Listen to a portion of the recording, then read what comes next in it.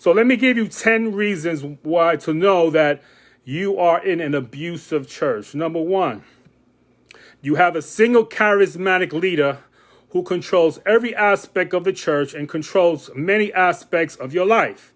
Meaning he controls the people you associate with, your friends, your acquaintances, whatever you do off the record when you're not in church.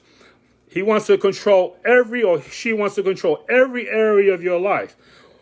Who are your acquaintances? These are the type of people that control, they're mind controlling, and those are the type of churches are abusive. It may be someone who in leadership that is trying to take all control of things in church, like programs, a choir, the way the choir sings, the songs they sing, the attire they were wearing, everything that the choir does. They want to take full control. They don't believe in letting a choir director be the one to take the initiative and be in control. No, they want to be the one that's calling all the shots.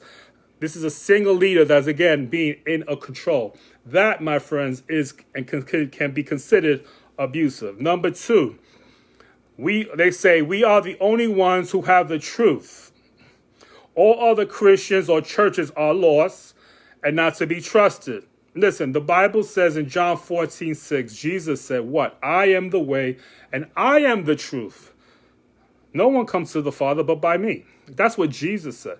So when they say we are the ones, the only ones that have the truth, steer clear for those type of churches or congregations. Those are ones that are cultic, so to speak. In other words, they have the mentality is us versus them. When I've spoken to many people in Jehovah's Witnesses in the train and on the buses and in the street, they have that mentality. We have the truth. You guys don't have the truth. We have it all together. You guys are all mixed up. But when you start opening the Bible and start showing them the truth, then they kind of question their organization. That's what it is. It's an organization. It's not a faith. See, so if your church is like a Jehovah's Witness type of church, then your church is an abusive church. Number three, busyness. These are the type of leaders that keep people hyper involved. Keep them busy to think. Keep them too busy to think for themselves. For examples, outreaches. They want to put people to so many programs in the church that they don't even have time for themselves. Listen, there's something called a livelihood. People get up in the morning and they have their other responsibilities. They're not only thinking about kingdom work. And there's nothing wrong with doing that, but there's a time and place for everything. But when you have leaders that are pretty much delegating to you, telling you, you have to do this every day, you have to come to outreach, you have to come to Bible studies, you have to come to these programs, and demanding that you do these things, not asking you, because this is voluntarily. Whatever we do for the kingdom is voluntarily. We don't get paid.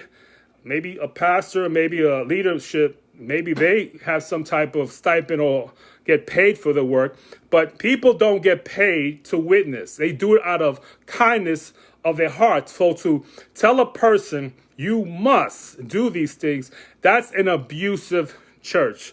Number four, independent, meaning there's no oversight to a kingdom. It's a kingdom to itself. So what does it lead? It leads to an abundance in doctrine and control. These are the type of people or churches that have no oversight. They are a kingdom to themselves. Meaning, hold on, let me get that.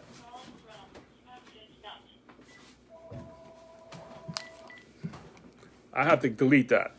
That phone keeps still coming up. Anyway, these are the type of churches or organizations that don't have anyone to oversee their ministry.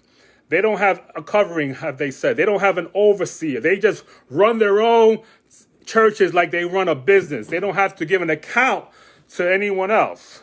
These are the type of churches that can become abusive because they're not giving an account of their actions to a leadership. Even the president of the United States has to give an account to a board, to Congress, to the Senate, and everyone else around him. He just can't make decisions. If you see on TV, whenever he says something, he's always saying if they approve it.